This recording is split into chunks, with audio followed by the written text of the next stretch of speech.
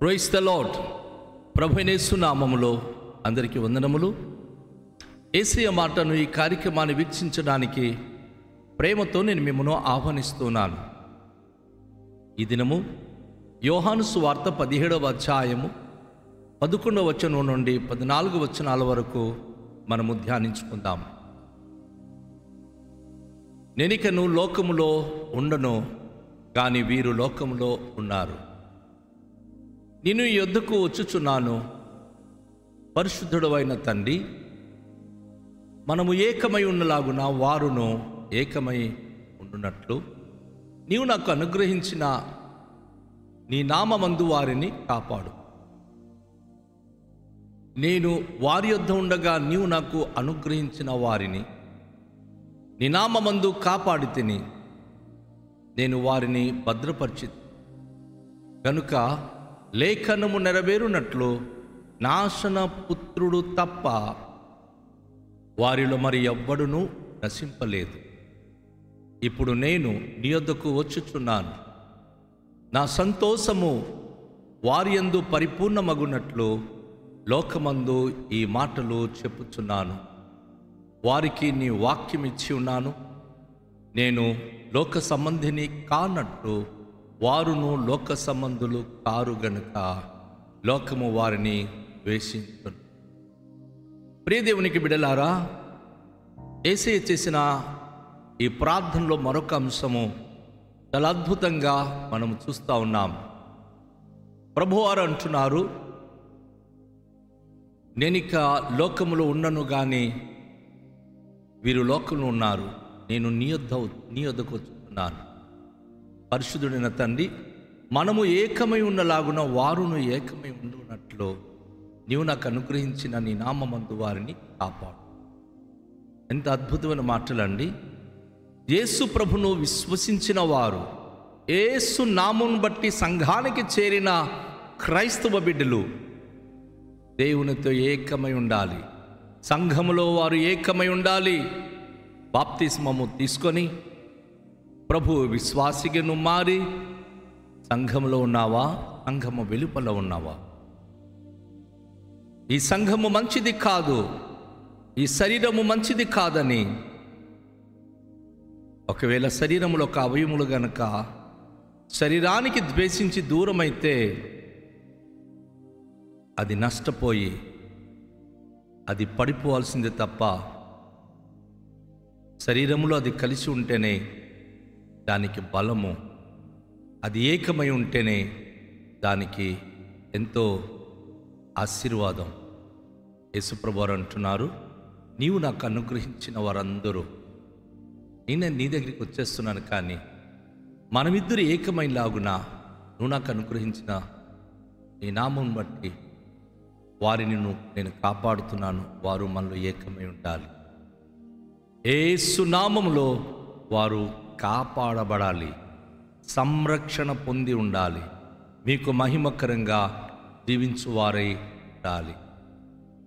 అదేవిధంగా ప్రభు ఒక చక్కని మాట అంటున్నారు, నేను వారి యొద్ద ఉండగా నీవు నాకు అనుగ్రహించిన వారిని నీ నామమందు కాపాడి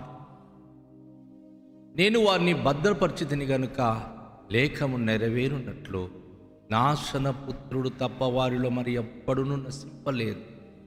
జాగ్రత్త ప్రియ సంఘమా, ప్రియ దైవ బిడల్లారా, నాశన పుత్రుడు ఎవరు అంటే దేవునికి ద్వేషించి దేవుడు చేసిన కార్యకలాపాలను మర్చిపోయి ప్రభువైన యేసుక్రీస్తుకు బదులుగా ఈ లోకాన్ని ఎవరైతే ప్రేమించి లోకముతో స్నేహము చేసుకొని సంఘాన్ని అమ్ముతున్నారో, సేవకునికి అమ్ముతున్నారో, పోటీ విశ్వాసులకు అపకీర్తి పాలు చేసి స్వలాభము నిమిత్తము దేవుని విడిచిపెట్టి వెళ్ళిపోతున్నారో వారు నాశన పుత్రులు, లేక నాశనకరమైన ప్రజలు.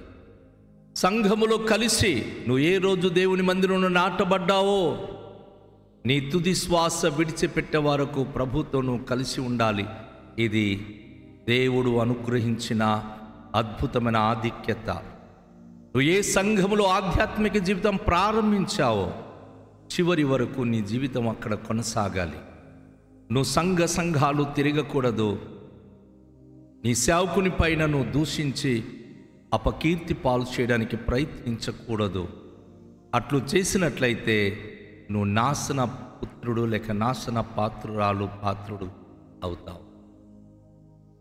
వారు నశించిపోవడానికి ప్రభు వారిని విడిచిపెడుతున్నాడు. ఎందుకంటే లేఖనము చెప్పినట్లుగా ఎవరైతే తన సహోదరుడికి కానీ సహోదరికి కానీ ద్వేషించి విరుద్ధ భావంతో మాట్లాడి వెళ్ళిపోతున్నారు, వారు నాశనమగుటకు వెడలిపోతున్నవారు. సంఘములో కలిసి ఉన్నవారు దేవునితో భద్రపరచబడుతున్నారు. ప్రభు వారిని విడిచిపెట్టడు. తండ్రి చేత అనుగ్రహింపబడిన వారందరూ భద్రము చేయబడతారు. వారు సంఘాన్ని విడిచిపెట్టి బయటికి వెళ్ళలేరు. దేవునితో వారు ఐక్యమత్యంగా జీవిస్తారు. ఎవరు బయటికి వెళ్ళిపోవడానికి ప్రయత్నిస్తున్నారో లేక బయటికి వెళ్ళిపోతున్నారో నాశన పుత్రుడు లేక నాశనానికి పాత్రుడు వారు. ప్రభువారు తెలియచేస్తూ ఆ నాశన పుత్రుడు తప్ప ఎవరు కూడా బయటికి వెళ్ళలేదు. అదే ఇస్కరియోతు యూదా. తన ఆశలు పడిపోయి యేసు ప్రభును ఆయన అమ్మడానికి వెనుకంజు వేయలేదు. ఇప్పుడు నేను నీ వద్దకు వచ్చుతున్నాను, నా సంతోషము వారి యందు పరిపూర్ణమగును. లోకమందు ఈ మాటలు ప్రభువైన యేసుక్రీస్తు వారు అంటారు, నా సంతోషము నువ్వు నాకు ఇచ్చిన వారిలో పరిపూర్ణం అవ్వాలి. నేనైతే నీ దగ్గరికి వచ్చేస్తున్నాను, కానీ వారు ఈ లోకంలో ఉంటున్నారు. ఈ లోకంలో ఉండేటటువంటి ఈ ప్రజలు నా సంతోషం వారి యందు పరిపూర్ణం అవ్వాలి. వారికి ఈ వాక్యం ఇచ్చి ఉన్నాను. నేను లోక సంబంధిని కానట్టు వారును లోక సంబంధులు కారు గనుక లోకము వారిని ద్వేషించు. ప్రియ సోదరి, నా ప్రియ సహోదరుడా, లోకము నిన్ను అనేక విధంగా దూషిస్తుందా, ద్వేషిస్తుందా? ఏమి బాధపడవద్దు. యేసు ప్రభుకు సంబంధించిన వారిని, యేసే వాక్యం హృదయంతరంగంలో ఉంచుకున్న వారిని, యేసు ప్రభుకు సంబంధించిన వారిని లోకము ద్వేషిస్తుంది. చాలామంది గంతులు వేస్తూ అంటారు, పలానోళ్ళకి లోకంలో అస్సలు మంచి పేరు లేదు, వారు చాలా చెడ్డవారు అంటుంటారు. నా సోదరి, నా సహోదరుడా, లోకము నిన్ను దూషించినప్పుడు సంతోషించు. ఎందుకంటే యేసులో నువ్వు ఉన్నప్పుడే, యేసే వాక్యంలో ఉన్నప్పుడే లోకము ద్వేషిస్తుంది, దూషిస్తుంది. అలాంటి పరిస్థితులు నువ్వు ఏమాత్రం కూడా చింతపడక్కర్లేదు, భయపడక్కర్లేదు, బాధపడక్కర్లేదు. ఎందుకు అంటే దేవుని యొక్క వాక్యం బట్టి నువ్వు లోక సంబంధివి కావు. లోక సంబంధులైనప్పుడు లోకము తన వారిని మెచ్చుకుంటుంది. ఒక మాట గమనించండి, ఆనాటి ప్రజలు, ఆనాటి పరిచయులు, ఆనాటి యాజకులు ఇస్కరియోతు యూదాను ఎంతగానో పొగిడారు. ఎవరొచ్చి యేసేను అప్పగిస్తారనుకుంటే నువ్వు చాలా మంచి పని చేసే వచ్చావని ఆ కుటిల చిత్తులైన వారు, వారి కుట్రలు ఈయన భాగస్వామ్యం అవుతున్నందులకు వారు ఎంతగానో సంతోషించారు, ద్రవ్యం ఇచ్చారు. వాడు నాశన పుత్రుడని యేసు తన గురించి పేరు పెట్టాడు. నా ప్రియ సోదరి సహోదరుడా, నీ నీతి సంపాదించాలని, నీ పేరు ప్రఖ్యాతి కలిగి ఉండాలని వేరే వాళ్ళతో చేయి కలిపి నీ సేవకునికి దూషిస్తున్నావా? నీ సంఘానికి దూషిస్తున్నావా? దేవుని ప్రేమించే వారికి నువ్వు అమ్ముకుంటున్నావా? నువ్వు కూడా నాశన పాత్రుడైపోతున్నావు. జాగ్రత్త. యేసే వాక్యం మన హృదయంలో ఉంచినప్పుడే లోక సంబంధులుగా మనం ఉండము. ఎవరైతే లోక సంబంధులు, వారిలో యేసే వాక్కు ఉండదు సుమా. యేసయ్య మాట ఎవరి హృదయంలో ఉంటుందో వారు యేసయ్య సంబంధులు. ఎవరి హృదయంలో యేసే మాట ఉండదో వారు లోక సంబంధులు. లోక సంబంధులకు లోకము ప్రేమిస్తుంది, స్నేహిస్తుంది. కానీ యేసయ్య సంబంధులకు లోకము ద్వేషిస్తుంది, దూషిస్తుంది. యేసే నామమును బట్టి, యేసే మాటను బట్టి నువ్వు భయపడిపోయి బెదిరిపోయి యేసేకి దూరం అవ్వాలనుకుంటున్నావా? దాని ద్వారా వచ్చే పర్యవసనం చాలా భయంకరంగా ఉంటుంది. లేఖనానుసారంగా నీ ఇల్లు నీకు విడువబడబోతుంది. భయంకర నాశనము నీ ఎదుట ఉంది.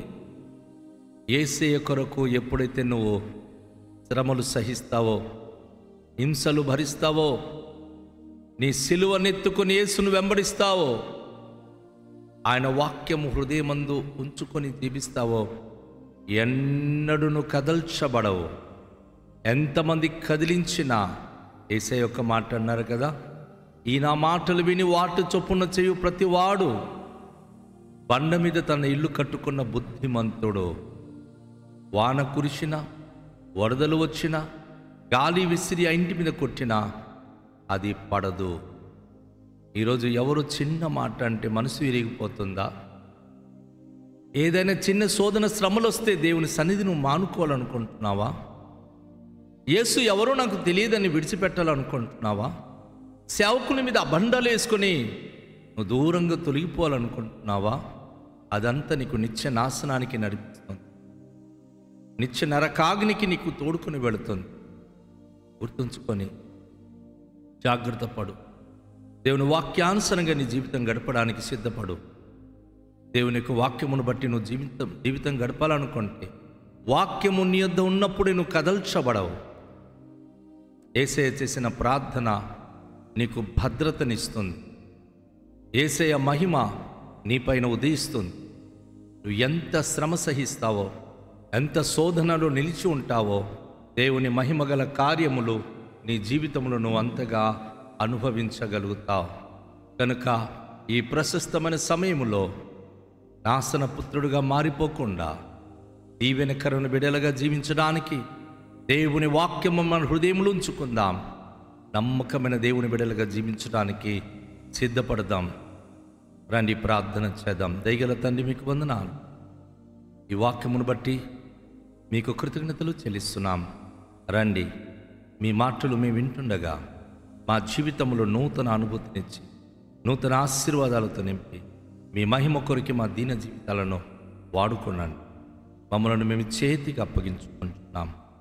మమ్మల్ని భద్రపరచుచున్న దేవుడు, నాశన పుత్రులుగా కాకుండా, నాశన పాత్రులుగా కాకుండా భద్రత కలిగిన నీ ప్రియమైన బిడ్డలుగా మాకిచ్చిన ధన్యత కొరకు కృతజ్ఞతలు చెల్లించి మీ వాక్యము మాలో నిత్యము కలిగి ఉండి మీలో మేము నిత్యము స్థిరత్వం కలిగి ఉండే భాగ్యము అనుగ్రహించుమని యేసు నామములో ప్రార్థిస్తున్నాము తండ్రి. ఆమేన్. అందరికీ షాలోం. ప్రభు మనను దీవించును గాక.